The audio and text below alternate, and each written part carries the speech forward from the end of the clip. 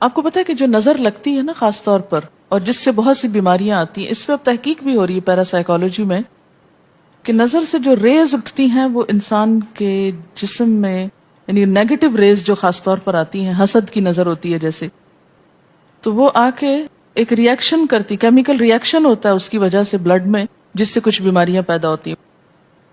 حدیث میں آپ کو سنا دیتی ہوں۔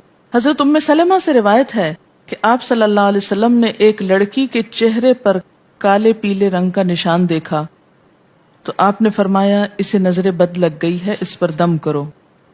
حضرت جابر کہتے ہیں کہ آپ صلی اللہ علیہ وسلم نے آل حزم کو سانپ کے ڈسنے کی وجہ سے دم کرنے کی رخصت دی، اور آپ نے اسما بنت امیس سے پوچھا کیا وجہ ہے کہ میرے بھتیجے کمزور ہیں، کیا فقر و فاقہ کا شکار ہیں، یعنی کھانے پینے کے باوجود یہ کیوں کمزور ہیں، کیا ان کو کچھ کھانے کو نہیں ملتا؟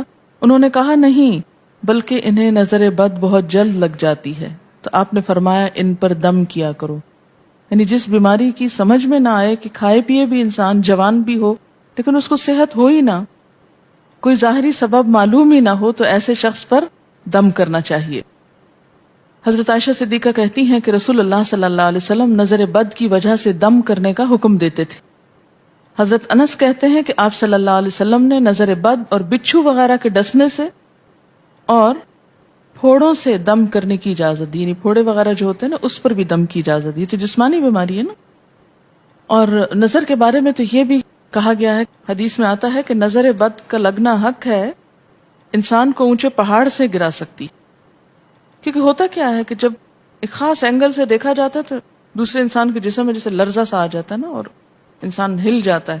اس کی دلیل قرآن میں بھی ہے، ایک سورت کے آخر میں آتا ہے وَإِن يَكَادُ الَّذِينَ كَفَرُوا لَيُزْلِقُونَكَ بِأَبْصَارِهِمْ لَمَّا سَمِعُوا الذِّكْرَ، کہ قریب ہے کہ کچھ کافر آپ کو اپنی نگاہوں سے کیا کر دیں، پھسلا دیں جب یہ قرآن سنتے ہیں، یعنی وہ سننے نہیں آتے تھے، صرف آپ کو گھورتے رہتے تھے۔ اور کس لیے گھورتے رہتے تھے؟ تاکہ آپ بول نہ سکیں، آپ لرز جائیں، ڈگمگا جائیں، اپنا کام چھوڑ دیں، بری نیت سے آتے تھے۔ وَيَقُولُونَ إِنَّهُ لَمَجْنُونَ، کہتے ہیں کہ یہ تو مجنون ہو گیا۔ آپ صلی اللہ علیہ وسلم نے فرمایا نظر بد حق ہے، اگر تقدیر سے کوئی چیز سبقت لے جا سکتی ہوتی تو وہ نظر بد ہے۔ پتہ کیسے چلے؟ چل جاتا ہے، پتہ کیوں نہیں چلتا؟ مثلاً آپ کا بچہ ہنس رہا تھا، کھیل رہا تھا، دودھ پی رہا تھا کہ اچانک کوئی شخص آیا اور جب وہ اٹھا تو بچے نے شور کرنا شروع کر دیا، اور پتہ چل جاتا ہے۔ بعض اوقات گھر ہی کے لوگوں کی لگ جاتی، بعض اوقات محبت سے بھی لگ جاتی، کہ بچہ کھیل رہا تھا، آپ دیکھتے کہ وہ گر پڑا، اچانک رونا دھونا شروع ہو گیا، سر پٹ گیا۔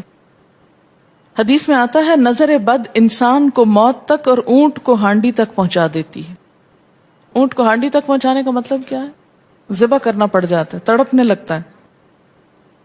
آپ صلی اللہ علیہ وسلم نے فرمایا اللہ کی قضاء اور تقدیر کے بعد سب سے زیادہ نظر بد کی وجہ سے میری امت میں اموات ہوں گی۔ آپ صلی اللہ علیہ وسلم نے فرمایا نظر بد سے اللہ کی پناہ طلب کیا کرو، کیونکہ نظر بد کا لگنا حق ہے۔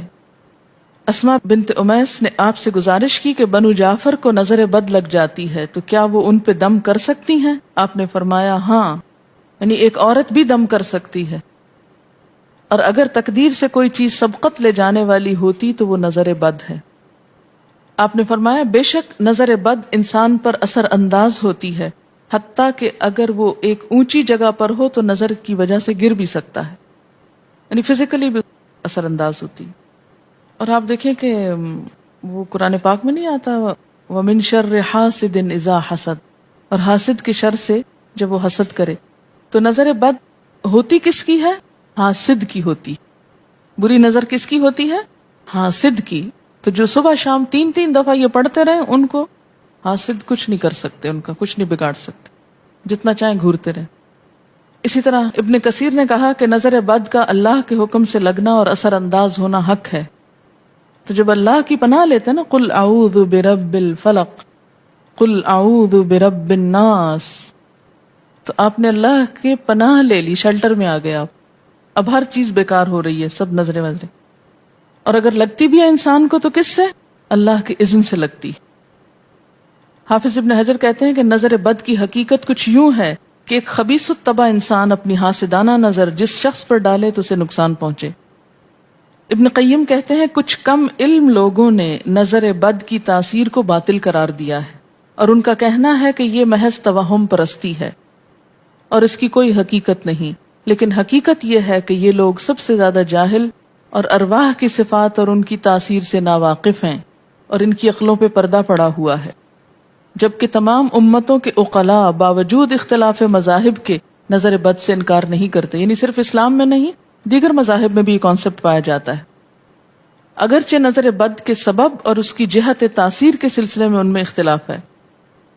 پھر کہتے ہیں اس میں کوئی شک نہیں کہ اللہ تعالیٰ نے جسموں اور روحوں میں مختلف طاقتیں اور طبیعتیں پیدا کی ہیں، اور ان میں کئی خواص اور اثر انداز ہونے والی کیفیات ودیت کی ہیں.